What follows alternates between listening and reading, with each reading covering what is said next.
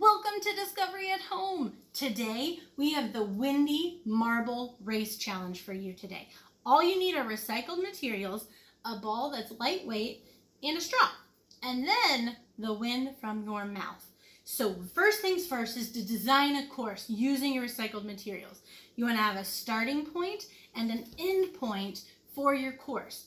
And then the job is for you to use the straw to force air through the straw and point it at the ball and make the ball travel without touching it. The only way the ball is allowed to move is from the air from your mouth. And so you have to think about where you want to put the air on the ball, how much air. You want to be able to push the ball with your wind through the course and navigate as quickly as possible. Then, after you conquer that course, redesign and make an even harder challenge for you to try. Create it and have a family member or a friend try it. Or race. There's so many different ways you could maneuver through the Windy Marble Race Challenge. We're excited to see what everybody does and creates at home. This has been Discovery at Home. We will see you next time. Thank you. Thank you.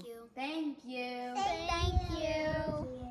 Thank you, Evergy. Thank you to Evergy for making Discovery at Home possible.